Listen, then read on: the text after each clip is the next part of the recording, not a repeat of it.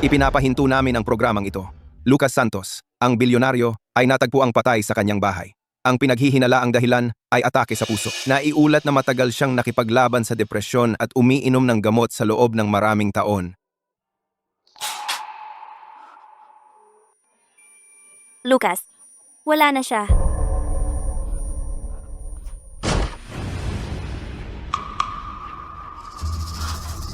Malas ka. Akin ka. Paano ka nangahas makipag-ugnayan pa sa Santos na iyon?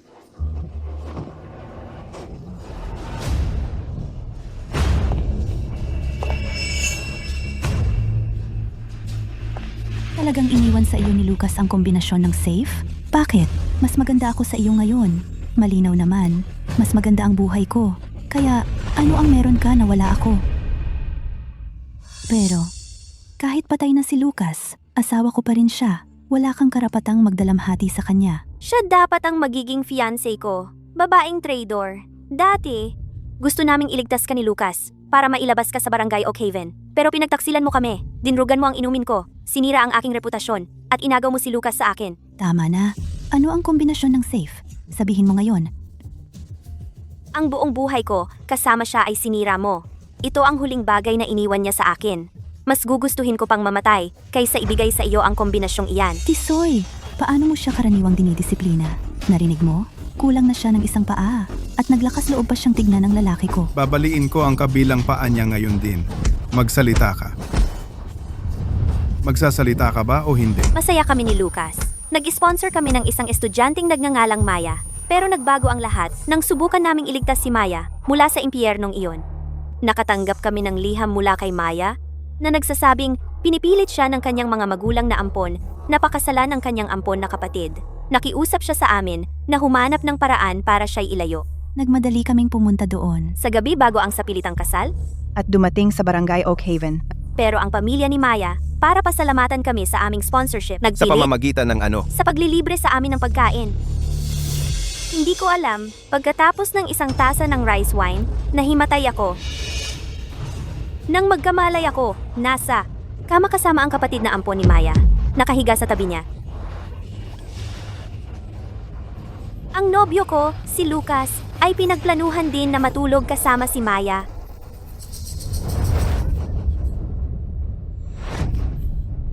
Ganun na lang, pinilit akong pakasalan niyang tamad na si Tisoy. Araw-araw kong tiniis ang kanyang mga pambubugbog. Ngayon, sisirain kita.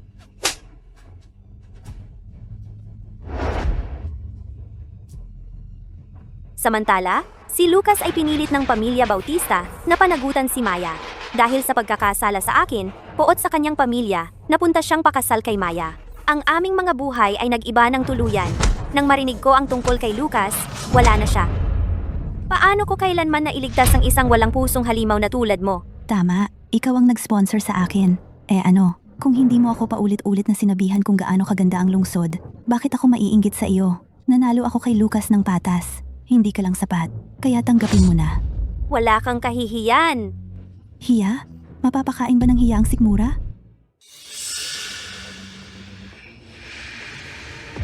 Bakit ikaw ang naging layaw na tagalungsod? Habang ako'y nakatakdang maging katulong sa kusina ng nayon, gusto ko ng pera. Gusto ko ng magandang buhay. Ano ang mali doon? Ikaw ang nagsabi sa akin na magsumikap para sa buhay na gusto ko. Iyan nga ang ginagawa ko ngayon.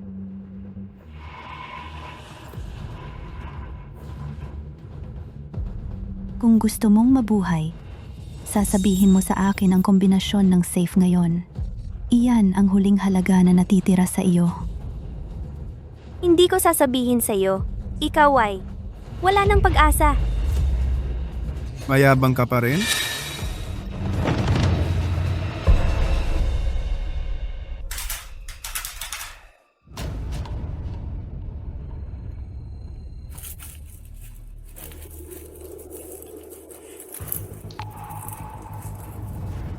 Kung may susunod na buhay, hindi ko hahayaang ang mga walang utang na loob na ahas na sirain muli ang ating mga buhay.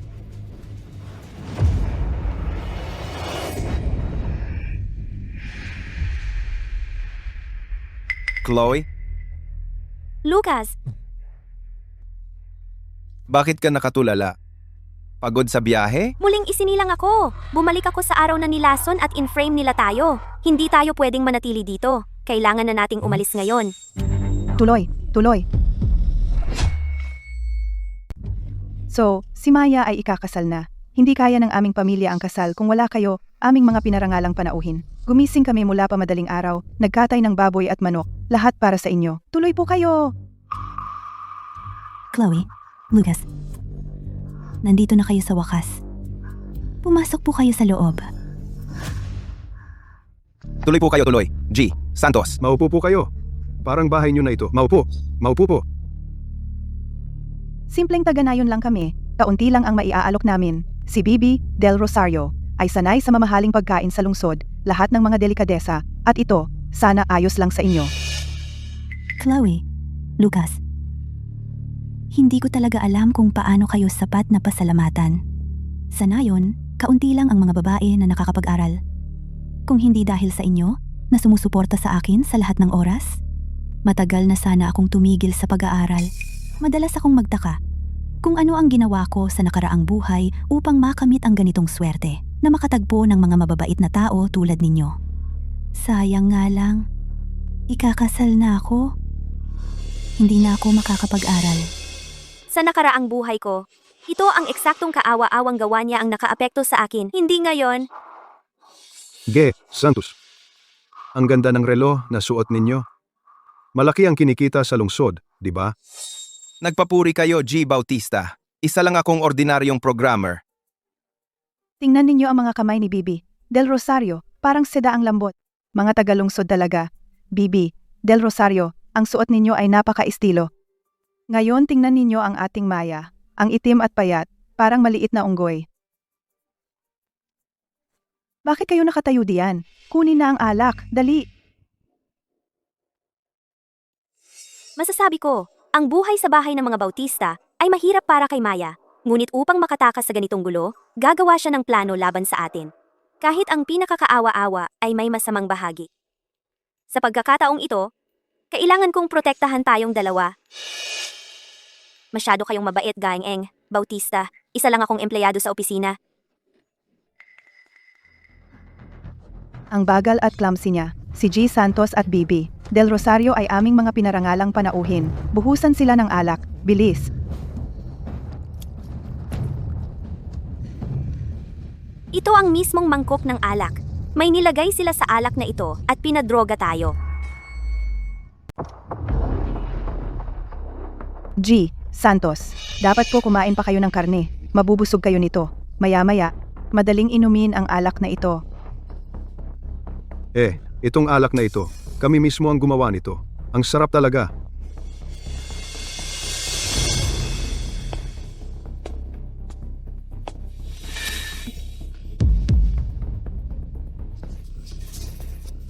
Tisoy, bumalik ka na. Sige, kumain ka.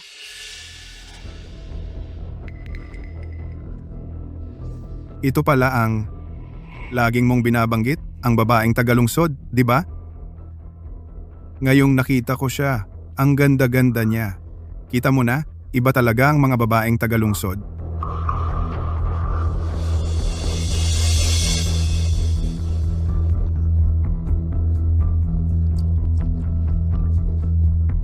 Lucas, ako. Gusto ko kayong i-toast. Para pasalamatan kayo at Chloe sa lahat ng mga taong ito ng pagsuporta sa akin. Ang alak na ito ay maliit na tanda ng aking pasasalamat. Dapat ninyo itong ubusin. Oo, G. Santos, itong alak, sarili naming gawang alak na bigas ito. Hindi kayo malalasing dito. Sige, inumin ninyo. Itong eksena, parang ang aking nakaraang buhay. Sinusubukan niyang gamitin ang alak na ito para lasonan si Lucas.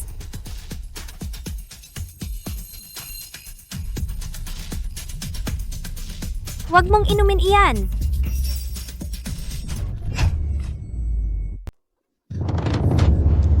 Chloe, paano mo nagawa ito?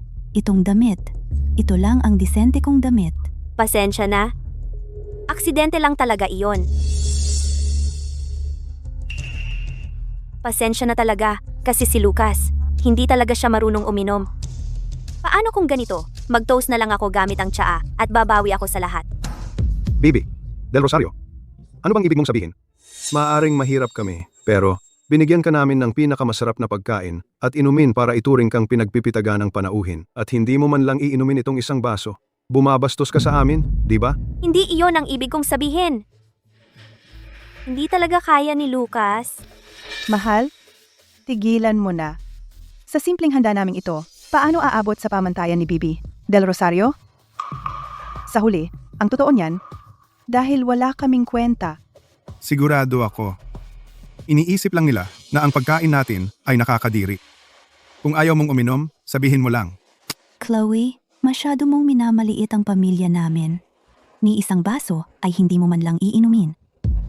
Hindi iyon ang ibig kong sabihin. Ako lang. G at Geng Bautista, mali ang pagkakaintindi ninyo. Chloe, hindi talaga iyon ang ibig niyang sabihin. Kasi, unang beses niya sa hindi pamilyar na lugar. Nervyos lang siya ng kaunti. Sobrang layaw ng mga tagalungsod na babae. Lucas, dahil tinatawag kitang kapatid, gawin mo itong pabor para sa akin. Bro, nagbuhos na ako ng puno para sa'yo. Bibi, Del Rosario, talagang inaalagaan si Lucas, no? What? Bakit hindi ka uminom para sa kanya? Pagkatapos ng isang inuman, mamumula ang mga pisngi mo, lalo kang gaganda. Bibi, Del Rosario, hindi mo kailangan inumin iyon, hi. Pero itong basong ito, galing sa buong pamilya namin, buong puso naming inaalay. Kung hindi mo pa rin iinumin, talagang minamaliit mo kaming mga taga-probinsya. Chloe, ang tatay at kapatid ko ay mga taong prangka lang. Lucas, kung hindi talaga siya iinom, magagalit sila.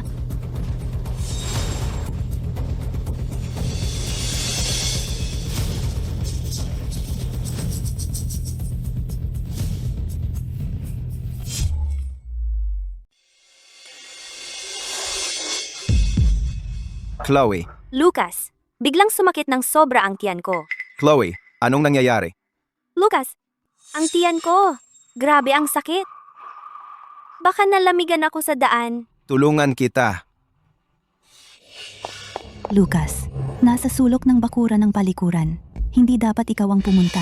Hayaan mong si Chloe na lang ang pumunta. G. Santos, tingnan mo, hindi pa namin naihahain lahat ng ulam. May sopas akong kumukulo sa kusina. Sa oras na bumalik ka, malamig na ang sopas. Lucas, umupo ka. Hayaan mong si Maya ang tumulong sa kanya. Ako na ang maghatid.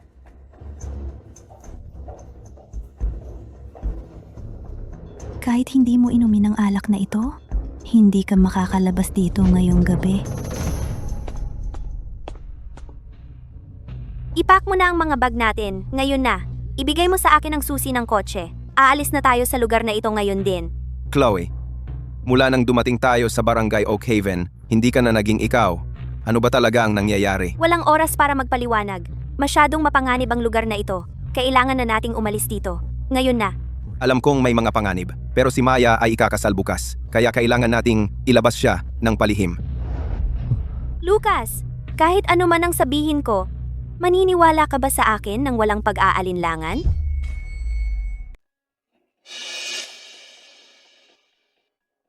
Pangako.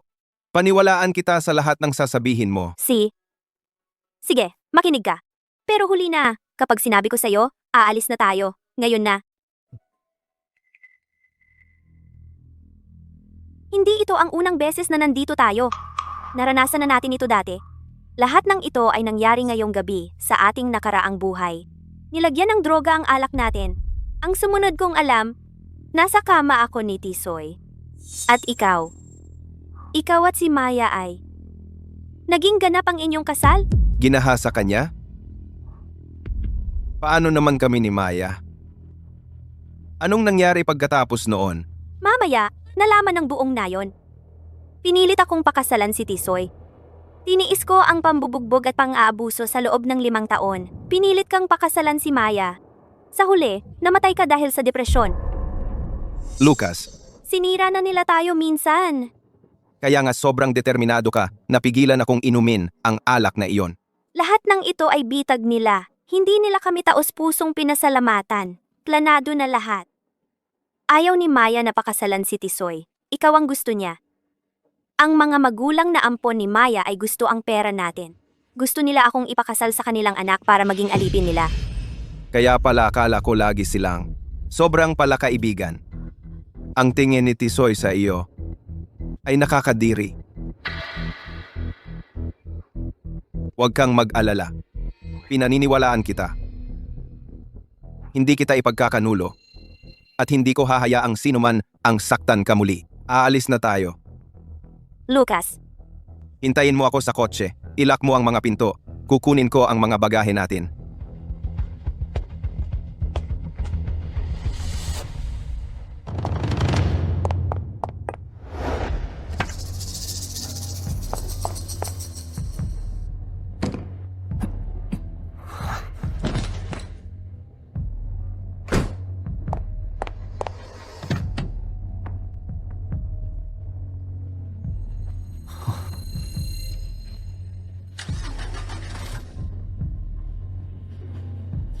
Ano?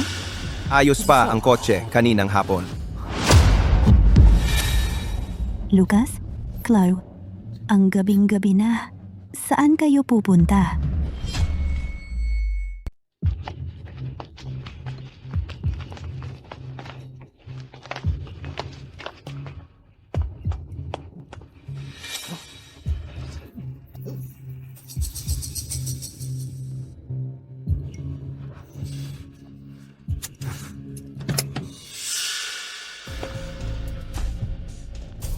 Kayong dalawang tagalungsod, anong nangyayari?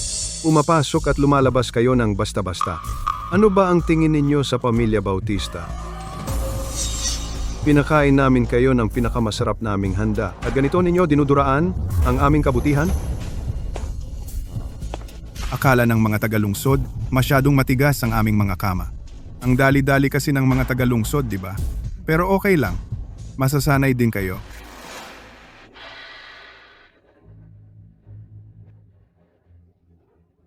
Diyos ko, ang buong pamilya namin ay pinakain kayo ng pinakamasarap naming handa at ginawa namin ang lahat para sa inyo. At bigla ninyo kaming pinagtataksilan? Kaming mga taga-probinsya ay hindi makakapantay sa inyong mga tagalungsod dahil sa mga daya ninyo. Pinubuli ninyo kaming mga simpleng tao ng ganito. Chloe, pakisuyo, huwag mo akong iwan dito. Kung talagang mananatili ako rito, pipilitin nila akong mag-asawa at magkaanak. Masisira ang buhay ko. G. Bautista. May hindi pagkakaunawaan. Si Chloe biglang sumakit ang tiyan. Nag-aalala ako baka appendicitis o kung ano. Kaya naisip ko na dalhin siya sa klinika sa bayan para ipacheck. Meron akong gamot sa sakit sa aking kwarto na iniwan ng doktor ng nayon noong nakaraan. Epektibo ang mga yon. Chloe, uminom ka muna ng ilan at humiga at magpahinga sandali at baka gumaan ang pakiramdam mo. Ang sakit ng tiyan ay hindi dapat basta-basta. Pero Lucas, hindi ba umaandar ang sasakyan mo? Well, ako ang pinakamagaling sa nayon pagdating sa pag-aayos ng sasakyan. Tingnan ko. Chloe, hating gabi na. Ang klinika sa bayan sarado na ilang oras ang nakalipas. Bakit hindi ka sumama sa akin? Uminom ng mainit na tubig at magpahinga ng maayos. Hayaan ang mga lalaki ang mag-ayos ng sasakyan. Geng, Bautista, Geng, Bautista. Tara, ayusin natin ang sasakyan. Chloe, dadalhin kita para kunin ang gamot mo.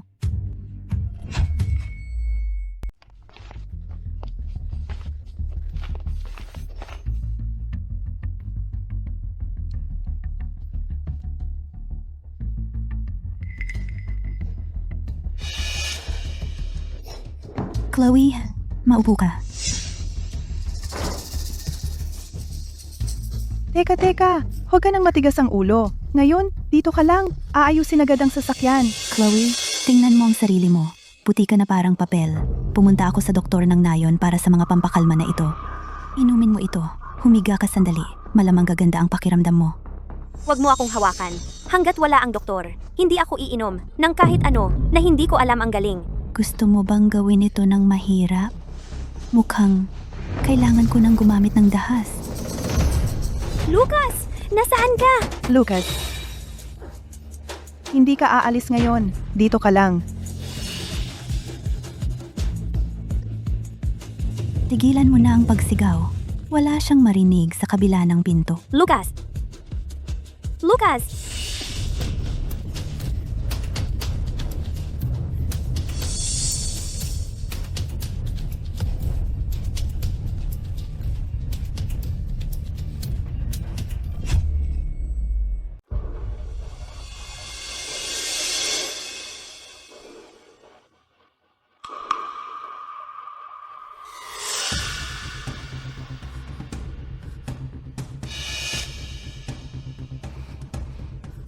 Anong ginawa mo sa akin? Ngayon, Chloe, huwag mo akong sisihin sa pagiging walang puso ko. Kung gusto mong may sisihin, sisihin mo ang swerte mo dahil ipinanganak ka sa lungsod at nagkaroon ka ng lahat ng gusto mo. Kawawang Maya ko. Napakahirap ng buhay niya. Ikaw naman, isipin mo na lang na pagpapakita ng kaunting awa sa kanya. Hayaan mo siyang maligo sa kaunting swerte mo. Si Lucas ay galing sa mabuting pamilya. Kung mapunta ang ating Maya sa kanya, kami sa wakas ay mabubuhay din ng magandang buhay. Ikaw naman pakakasalan mo ang ating Tisoy. Kung magkaasawa si Tisoy, baka sa wakas ay mag-ayos na siya at mamuhay ng maayos. Kita mo, hindi ba ito isang panalo-panalo para sa lahat? Gumagawa ka ng krimen. Anong krimen? Kapag magkasama kayo sa kama, pahintulot lang yan ng mga matatanda. Chloe, wag mo akong kamuhian dahil dito. Alam mo, noong nagpapadala ka sa akin ng pera bawat buwan, hinihikayat akong pumunta sa malaking lungsod para manirahan. Paano sa tingin mo naramdaman ko iyon? Parang ipinagmamalaki mo ito. Ginagamit ang miserable kong buhay para lalong lumiwanag ang iyo. Oo, nagpapasalamat ako sa'yo. Pero lalo kitang kinamuhian dahil doon. Bakit ko? Dahil lang binibigyan mo ako ng ilang mumo, isang kaawa-awang kawanggawa, inaasahan na magpasalamat sa iyo magpakailanman?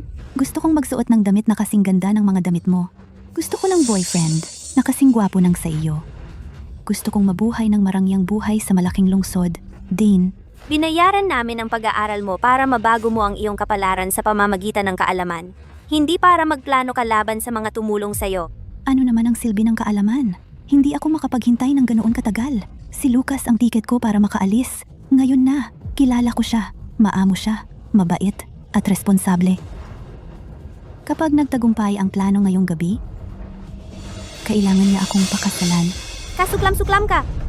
Hindi ko kasalanan ang mga paghihirap mo. Bakit ang buong buhay ko ang magbabayad para sa mga problema mo? Kayo ay walang iba kundi mga ahas na walang utang na loob. Ano ang sinabi mo? Kung hindi dahil sa aming Maya, sa tingin mo magkakaroon ka ng ganyang magandang reputasyon? Tinutulungan ka naming mag-ipon ng magandang karma dito? Bukas, kapag natapos na ang dapat gawin, kailangan tanggapin ni Lucas yon. Tungkol sa'yo, mag-aayos ka ng maayos kasama si Tisoy. Pagkatapos, ang bahay mo, ang ipon mo, lahat ay mapupunta sa pangalan ni Tisoy. Pero huwag kang mag-alala, GNG, Bautista, ay hindi ka pababayaang magutom. Lucas, Lucas, Tinuruan mo ako na lumaban para sa gusto ko. Yan ang ginagawa ko ngayon. Ang perpektong lalaki mo at ang perpektong buhay mo. Kukunin ko lahat yan. kahit na binigyan ako ng pangalawang pagkakataon sa buhay, wala pa rin ba akong kapangyarihan upang pigilan ang alinman sa mga ito na mangyari?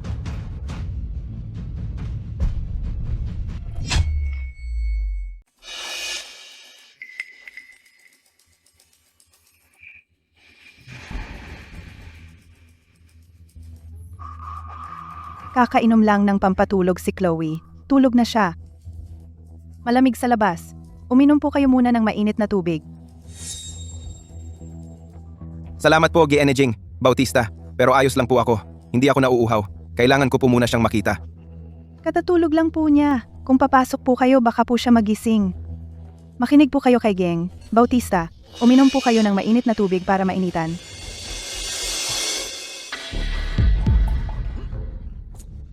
Pasensya na po. Nadulas po. Magpapalit po ako ng damit at titingnan si Chloe. Sandali po, katatulog lang po niya. Huwag po ninyo siyang istorbohin. Umalis!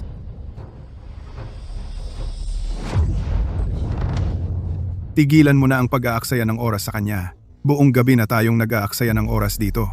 Nanginginig na ako sa lamig.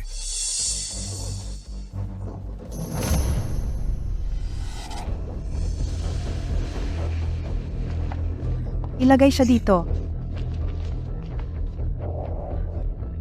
Lucas,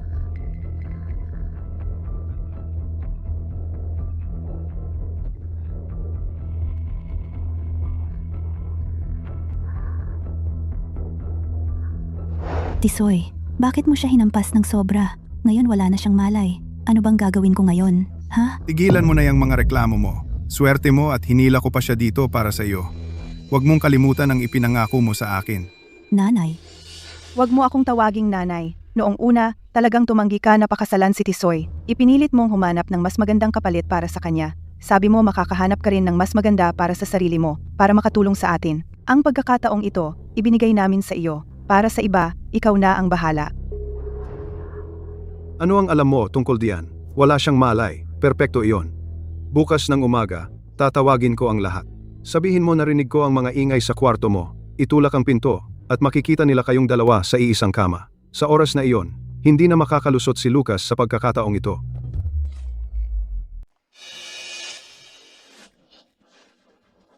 Anong hinihintay mo?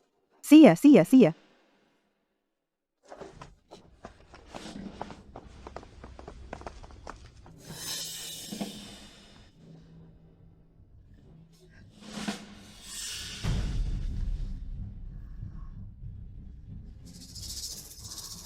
bakit si Chloe ay may napakagandang lalaki at napaka-perpektong buhay? Pero hindi mahalaga. Mula ngayon, lahat ay akin na.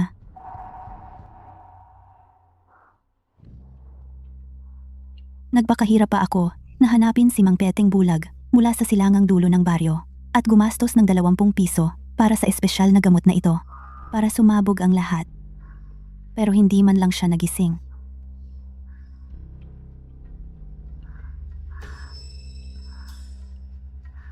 Sa gamot na ito, hindi ako naniniwala na may lalaki makakatanggi. Sa pagtulog lang sa kanya, makakatakas ako sa impyernong ito. Lucas, wag mo akong sisihin. Kapag naging asawa mo na ako, aalagaan kita ng mabuti.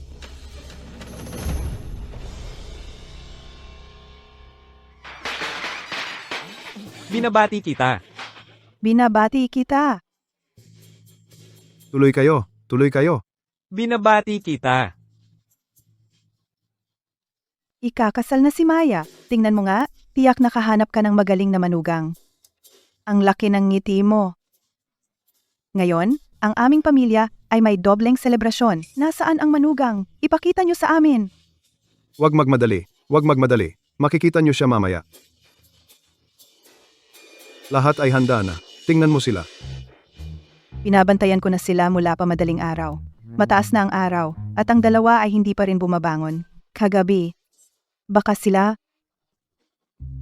Hoy, Mga kaibigan, tara, biruin natin ang bagong kasal. Oh, gising na sila. Umaga na at mataas na ang araw. Mahal, pumasok ka rito. Umaga pa lang. Ano ba ang sigawan na yan? Bakit ang ingay sa umaga? Ano ba to?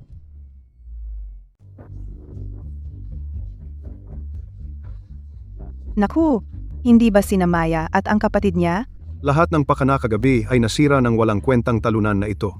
Sinira niya ang lahat. Kagabi, hindi ba tayo talagang sigurado na dinala natin si Lucas? Paano naging si Tisoy? Hindi mo ba sinabi na babantayan mo ang lahat? Paano ko malalaman? Tayo, ngayon. Talunan ka. Pinalaki kita ng walang kabuluhan. Nasa kamay na namin ang premyo at ngayon wala na. Ikaw? Nasaan si Lucas?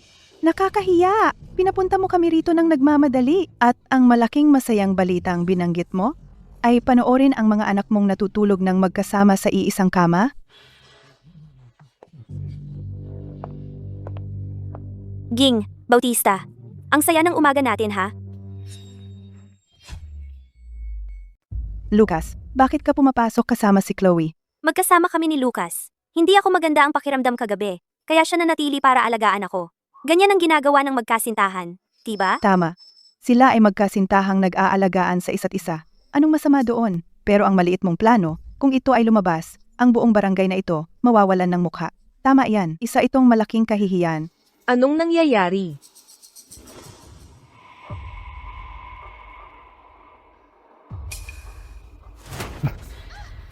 Paano mo nagawa ang ganitong bagay? Paano mo na ibalik kay Chloe ang mahigit 1 dekada ng suporta at lahat ng ginawa niya para sa iyo? Lucas, gising ka na. Ang maliit na plano ng iyong pamilya ay maririnig kahit milya-milya ang layo. Mahirap matulog sa ganoong ingay. Lucas, hayaan mo akong magpaliwanag. Napilitan ako dito. Kung hindi ako sumunod, kailangan kong pakasalan si Tisoy. Masisira ang buhay ko. Sinubukan pa nga ni Chloe na tulungan kang makatakas. Mali ang pagkakaintindi niya sa iyo. Pwede mo pa akong isama ngayon. Ikaw lang ang makakapagligtas sa akin. Kung ikukumpara kay Chloe, mas bata ako at mas masunurin. Gagawin ko ang anumang sabihin mo. Kung gagawin mo ang lahat ng sasabihin ko, saka ka mamatay muna. Lumabas ka! Tayo! Lumabas ka! Anong ingay yan? Maya, anong nangyayari? Lumabas ka dito. Pumunta ka sa impyerno. Mamatay! Mamatay! Mamatay! Paano ko malalaman? Hindi ba ikaw yung kagabi na humingi ng pabor? Sabi mo bibigyan mo ako ng city girl para may libangan? Ano bang ginagawa mo dito? Ewan ko ba? Ewan ko ba? Sinira mo ang lahat. Ako ang sumira sa'yo. Nagsinungaling ka at sinabi mo makakahanap ka ng city wife para sa akin. Yan lang ang dahilan kaya kita tinulungang manatili yung lalaking Santos. Ikaw mismo ang sumira nito. At may kapal ka ng mukhang sisihin ako? Malas ka! Wala akong nakuha dito. Naloko ako ng hangal na tulad mo. Kaya mo ba o hindi? Marunong ka bang maglaro? Tigilan mo ako. Huwag kang matakot. Nandito ako. Pero, bakit si Tisoy nasa kwarto ni Maya? Dahil ginawa ko ang dapat kong gawin. Para masiguradong hindi ka na masasaktan muli. Yung babaeng tagalungsod na iyon, ang ganda-ganda niya, di ba? Ang lambot at puti ng balat niya.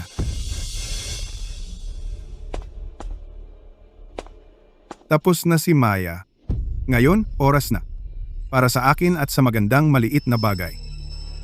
Para magsaya ng todo.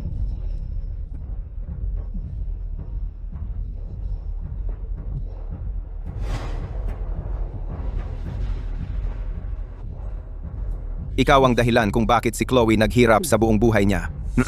Pipilitin kitang bayaran ito ng may interes, bawat huling sentimo.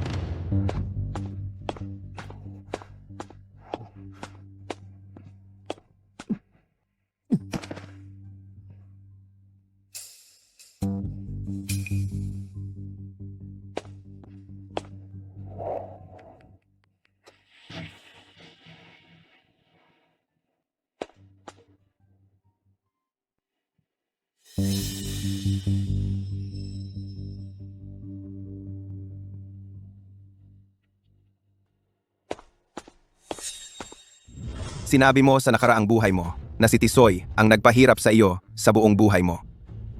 Ngayon, sa pagkakataong ito, hayaan ang dalawang kontrabida na makuha ang nararapat sa kanila at magpahirapan sa isa't isa hanggang mamatay.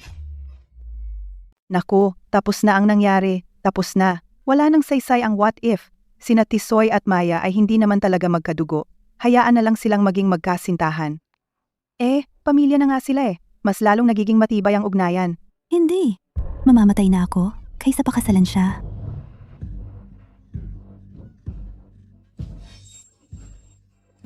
Kapag nakita ako, tatakbo siya.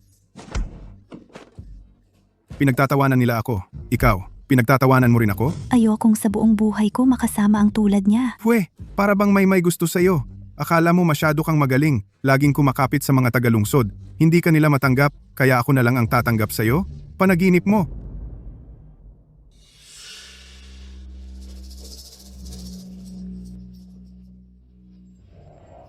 Lucas, sabihin mo sa kanila. Sabihin mo sa kanila, kagabi, ikaw ang pumasok sa kwarto ko. Hindi si Tisoy. Hindi ka pwedeng makipagtalik sa akin, tapos magkunwaring walang nangyari. Huwag kang mangahas matulog sa akin, at magkunwaring hindi nangyari. Alam mo ba, kung ano ang naging buhay ko? Sila! Tinatrato nila ako na parang isang kabayo mula noong bata ako. Pinipilit nila akong pakasalan si Tisoy para lang makatipid sa perang dote. Kung tatanggi akong pakasalan siya, bubugbugin nila ako hanggang mamatay. Naipit ako. Ang gusto ko lang ay mabuhay na parang tao. Kawawa naman. Sabi mo pa. Sinusumpa ko sa buhay ko. Kahapon, malinaw kong nakita si G. Santos na pumasok sa kwarto ng aking Maya. G. Santos, syempre, matanda na kami, pero hindi kami bulag. Ikaw iyon. Makinig ka, isang tunay na lalaki ay umako sa kanyang ginawa. Dahil ginalaw mo ang aming Maya, mas mabuting ayusin mo iyan. Lahat ng mga kababayan, nanonood sila. Kagabi, magayaon na akong matulog nang si Lucas. Kumatok sa aking pinto. Sabi niya sa akin, palagi niya akong inaalagaan. Tapos, niyakap niya ako. Ang tagalungsod na ito mukhang disente naman. Bakit naman siya pupunta? Lokohin ang inosenteng dalaga? Kahit na, ang tapos ay tapos na. Tunay na lalaki, inaako ang kanyang mga aksyon. Kung ginulo mo ang anak namin, hindi ka basta-basta makakalayo. Sa tingin mo, papayag ang mga kababayan natin? Hindi natin siya hahayaan. Guluhin ang babae sa ating nayon. Mga kababayan, magkasama kaming lumaki ni Lucas. Malapit na kaming mag-engage. Pumunta kami rito. Dahil sumulat si Maya sa amin, sinabi niya sa amin na pinipilit siyang ipakasal at hiniling na kunin namin siya. Naniwala kami sa kanya at pumunta kami. Paano ang isang lalaking may mabuting hangarin na gustong magligtas ng isang tao bago pa man niya makamit ang kanyang layunin ay posibleng saktan ang mismong tao na sinusubukan niyang tulungan? Paulit-ulit mong sinasabi na matagal nang may gusto si Lucas sa iyo. Tatanungin kita, sa nakaraang 3 taon, nagkita ba kayo ni Lucas ng pribado? Binigyan ka ba niya ng anumang pahiwatig ng pribado? Kung talagang gusto kanya mula pa noong una, gamit ang kanyang mga yaman, hindi siya bababa sa ganitong kaawa-awang plano, puno ng butas at nakakasira sa sarili. Tama, may punto siya. Hindi ka naman desperado. Nakita mo lang isang shortcut para makuha lahat ng gusto mo, para makapasok sa buhay ni Lucas. At maging G. Santos sa isang gabi. Ngayong nabanggit mo, may katuturan nga iyon. Kung talagang gusto kanya, matagal na sana siyang kumilos. Marami kaming natulong sa'yo. Hindi ka lang walang utang na loob. Kinuha mo ang lahat ng kabutihang ipinakita namin sa'yo sa loob ng maraming taon at itinuring mo itong isang stepping stone na magagamit mo kahit kailan. Hindi, Lucas, hindi totoo iyan. Sinasabi ko ang totoo, Lucas. Hindi mo ako pwedeng iwanan. Sawa ka na ba sa pag-arte? Kung hindi mo pa rin maintindihan, ipapaliwanag ko sa'yo muli. Si Chloe lang ang mahal ko at hindi ko siya kailanman lolokohin. Akala mo ba talaga ang mga kaawa-awa mong maliit na trick at ilang kasinungalingan ay makakasira sa akin? Puro ka kasinungalingan. Ako mismo ang nakakita, sa sarili kong mga mata, ang pumasok sa maling kwarto kagabi. Ikaw, hindi ito matatapos dito. Utang mo sa pamilya Bautista ang ilang sagot. O kaya, pakasalan mo si Maya ng maayos o magbabayad ka. $100,000, walang bawas kahit 1 sentimo. Kung hindi, hindi ka aalis ng buhay sa baryong ito. Tama yan. Magbayad ka. Sa tingin ko, si Chloe ang gustong sirain ang reputasyon ng ating Maya. Sinisikap niyang sirain siya. Mababa ang tingin niya sa amin mga mahihirap. Akala niya, ang ating Maya ay hindi karapat-dapat sa magandang buhay. Mula nang magsimulang mag-aral si Maya, lahat ng kanyang matrikula, pinapadala namin bawat buwan. At bukod sa pera, anumang gusto niya, sinikap naming makuha. Kung ang ibang bata ay may telepono, bagong damit, gusto rin niya. Bawat resibo itinago ko. Kahit noong inanyayahan niya kami rito, hindi kami nag-alinlangan. Pumunta kami. At ano ang natagpuan namin? Isang bitag na matagal na nilang inihanda. Gusto nilang lasunin si Lucas at pilitin siyang pakasalan si Maya.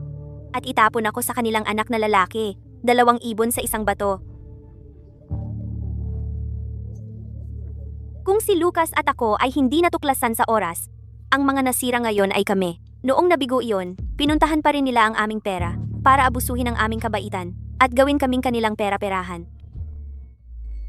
Sinuportahan nila ang anak mo dahil sa kabutihan ng puso nila. Pero anong ginawa mo? Bumalik ka at nagplano na samantalahin ang kanyang katawan at sinubukan mo pa silang perahan. Alam mo ba ang iniisip ko? Nagbubuhat ka lang ng bato para lang mahulog sa sarili mong paa.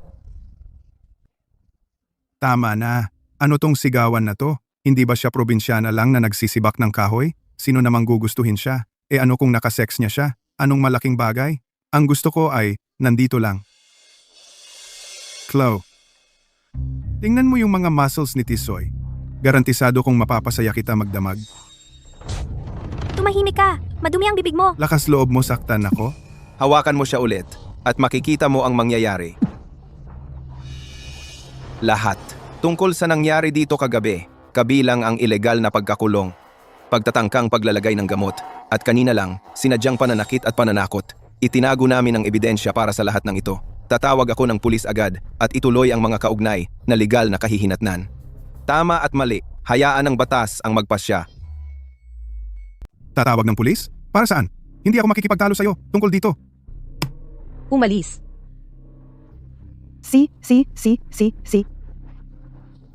Hindi ka pwedeng umalis. May ebidensya ako. May patunay akong nakipagtalik si Lucas sa akin. Ito ay recording mula sa phone ko sa kwarto ko. At ito ay nagpapatunay na kagabi, pumuslit si Lucas sa kwarto ko. Hayaan niyong makita ng lahat. Ngayon, wala nang paraan para maitanggi mo ito. Wisit. Yung mata pobreng tagalungsod, Chloe, Hindi ko siya nakuha, kaya ikaw na lang ang kukunin ko. Hindi mo dapat panoorin ito. O baka mahawa ang mata mo. imposible. May nag-frame sa akin at pinalitan ng video. Kagabi nang magising ako, may naramdaman akong mali. Pero ang camera mo ay masyadong simple at mabilis ko itong nahack. Siyempre, alam ko kung ano ang balak niya, kaya nakipagkunwari ako at pinalitan ang video ng kung ano talaga ang nangyari sa pagitan niya at ni Tisoy. Lucas, pinagplanuhan mo ako? Ako? Pinagplanuhan kita? Makinig tayong lahat. At alamin kung sino talaga ang nagplano kanino. Tisoy, bakit mo siya sinaktan ng sobra? Wala na siyang malay. Paano ko gagawin ang trabaho ko? Anong alam mo? Mas mabuti ito. Bukas ng umaga, dadalahin ko ang lahat dito. At sabihin na may narinig akong ingay mula sa iyong silid. Kapag pinilit nating buksan ang pinto, makikita nila kayong dalawa na nasa kama. Sa oras na iyon, hindi na makakalusot si Lucas dito. Paano naging posible iyon? Paano mo nagawa iyon? Nakalimutan kong banggitin. Programmer ako at isang hacker sa dark web. Ang maliit mong plano dito walang halaga sa akin. Gamit ang peking ebidensya para siraan ako. Ang ginawa mo ay ilantad ang kahihiyan ng pamilya mo para makita ng buong mundo. Aba. Nagsabwata ng buong pamilya. Pinagplanuhan nila ang sarili nilang tagapagtaguyod. Tara na. Kung patuloy nating panonoorin ito, mawawalan tayo ng mga taon sa ating buhay.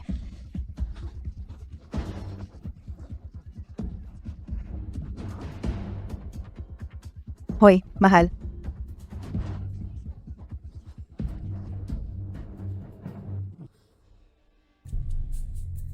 Matatapos na ang komedyang ito, dito, at ngayon. Makinig kayo. Mula sa sandaling ito, si Lucas at ako ay puputulin na ang lahat ng pondo para kay Maya. Wala ni isang sentimo para sa inyo. Simula ngayon, maghihiwalay na tayo. Kayo sa inyong daan, kami sa amin. Tapos na. Chloe, paano ka naging napakawalang puso? Ang ating Maya, nawala na ang kanyang pagkabirhen. Simula ngayon, sino ang magbabayad ng dote para sa kanya ngayon? Paano kung bigyan mo kami ng isa pang bayad? Para sa nakaraan, bigyan mo siya ng paraan. Pupunta ako sa siyudad at idedemanda ka. Sasabihin ko na sinimulan mo siyang pondohan, tapos bigla mo na lang siyang iniwan, labag iyon sa batas. Akala mo makakawala ka lang? Imposible yan. Kung hindi ka maglabas ng pera ngayong araw, hindi ka aalis sa baryong ito. Para sa nakaraan, ang kapal ng mukha mong sabihin yan. Sige, idemanda mo kami. Tingnan natin kung sino ang kakampihan ng batas. Kung hindi mo ako ililigtas, magpapakamatay ako dito mismo. Sisiguraduhin kong malalaman ng lahat na nakatayo ka lang at pinanood akong mamatay. Pinilit mo ako sa ganito.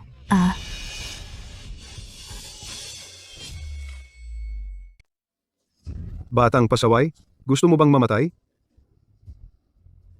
Mahal kong anak, ipapapatay ka ba ng dalawang tagalungsod na ito? Chloe, kung may mangyari sa anak ko ngayon, hahantingin kita ng kaluluwa ko magpakailanman. Kung itulak mo si Maya sa kamatayan, hindi rin magiging maganda ang buhay mo. Kalokohan! Sino ang nagtutulakan?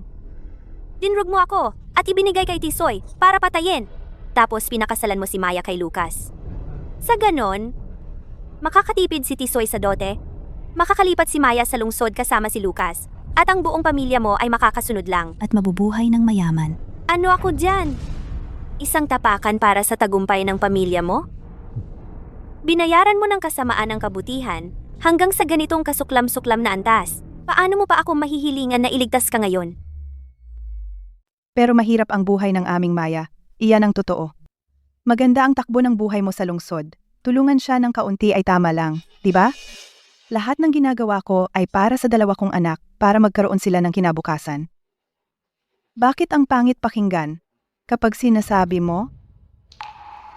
Mas malala pa ang sasabihin ko. Mga taong tulad mong tanga at walang alam ay hindi karapat-dapat sa tulong. Karapat-dapat kang mabulok sa putik sa natitira mong miserable na buhay. Hinding-hindi ko hahayaan si Chloe na maging piyesa sa iyong maliliit na pakana. Chloe, umalis na tayo dito.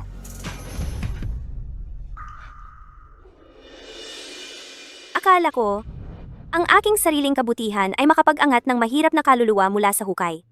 Ngayon alam ko, may mga taong nakabaon sa ilalim. At ang kanilang puso ay kasindumi rin. Mula ngayon, kung mabuhay ka o mamatay, wala na itong kinalaman sa akin. Bahala ka na.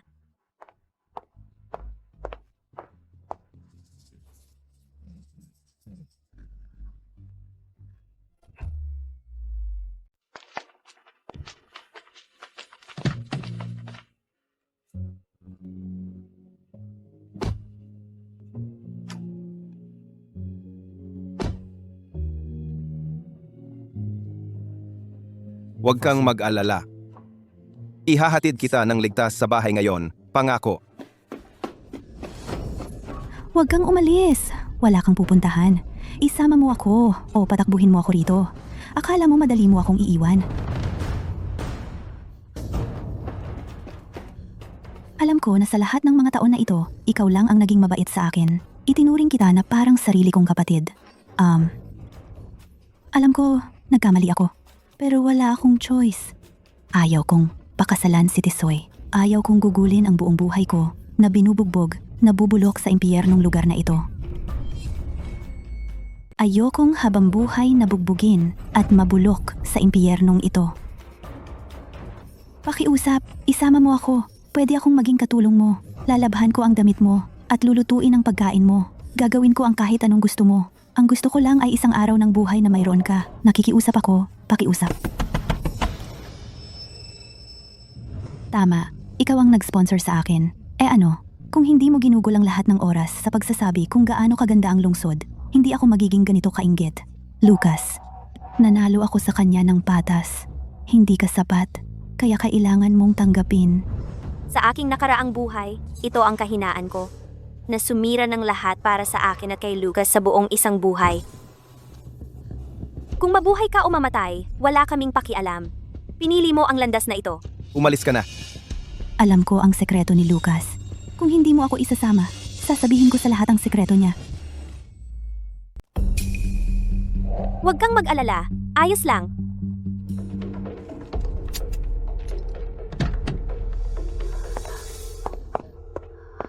Chloe, hindi ako nagsisinungaling, sumusumpa ako. Lucas, siya. May kakaiba sa kanya. Kagabi, nung lumapit ako sa kanya, biglang dumilat ang mga mata niya at ang tingin na iyon, para bang sa isang demonyo? At hindi ba kakaiba yan para sa'yo? Unang beses niya rito, wala siyang dapat alam. Pero alam niya ang buong plano natin. Kabisado, sa isang gabi, hindi lang niya nalaman ang buong pakana natin, kundi pinalitan pa niya ang tape na inihanda ko. Kahit gaano siya katalino, hindi siya pwedeng naging ganun kaperpekto. Hindi ko kayo sinasadyang saktan. Natakot lang ako. Gusto ko lang umalis dito. Nung nakita ko si Lucas, para akong nakakita ng huli kong pag-asa. Akala ko, kung makakapit lang ako sa kanya, makakaalis ako dito. Pero, Chloe, sinasabi ko sa'yo ang totoo. Kung mananatili ka sa kanya, may masamang mangyayari sa'yo, maaga o huli.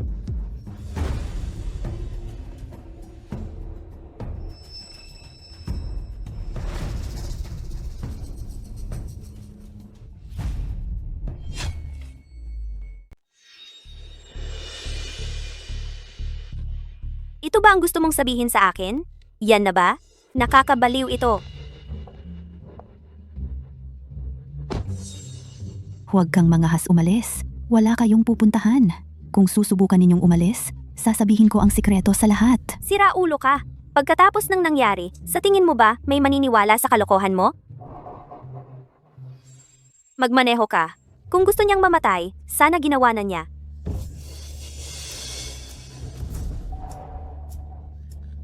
Huwag kang umalis. Huwag kang umalis. Huwag kang umalis. Huwag kang umalis. Pera ko? Pag-asa ko? Wala na lahat. Wala kang kwenta.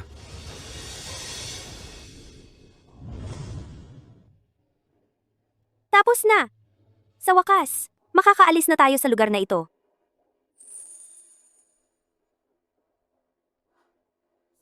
Santos, huwag kang gumalaw. Santos, tumigil ka. Tisoy,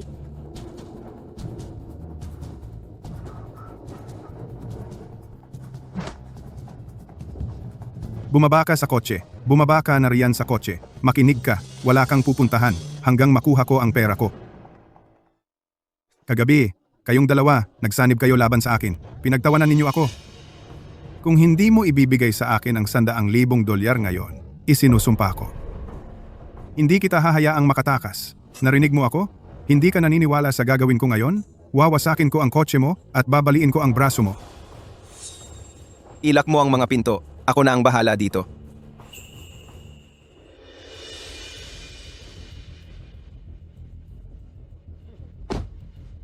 Binabalaan kita.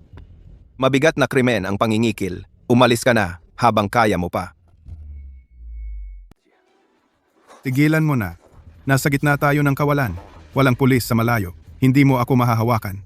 Gets? Bigay mo na ang pera. Bubugbugin kita. Tumigil. May nakatanggap kaming tawag tungkol sa pagnanakaw. Armadong pagnanakaw na nagaganap. Sino ang tumawag sa pulis? Ikaw ba? Ikaw na maliit na.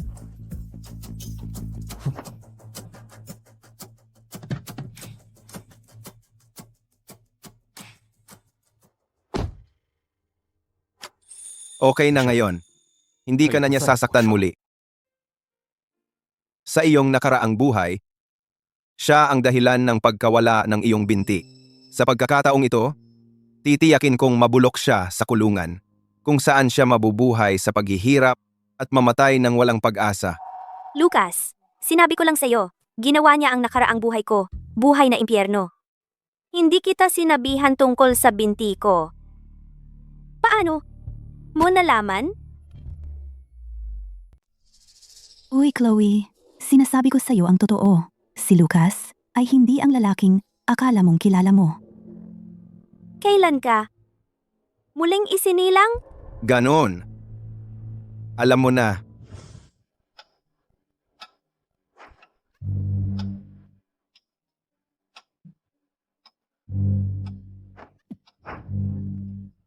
Sa nakaraang buhay ko, dinroga mo ako para pilitin akong pakasalan ka. At hinayaan mo ang hayop mong kapatid na gahasain si Chloe.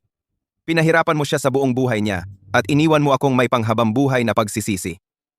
Sa pagkakataong ito, titiyakin kong matikman mo ang sarili mong gamot. Sa nakaraang buhay ko, pinilit ako ng tungkulin na pakasalan si Maya. At ipinagkanulo kita dahil dito. Nakatayo lang ako at pinapanood kang naghihirap.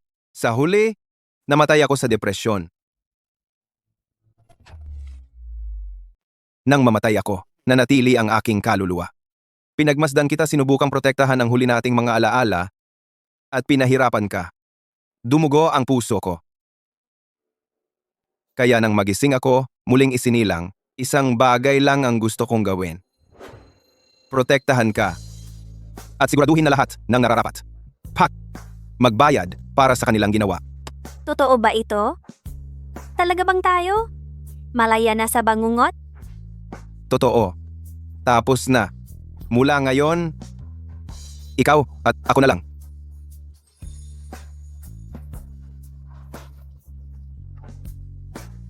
Sa buhay na ito, tara at lumikha tayo ng sarili nating masasayang alaala.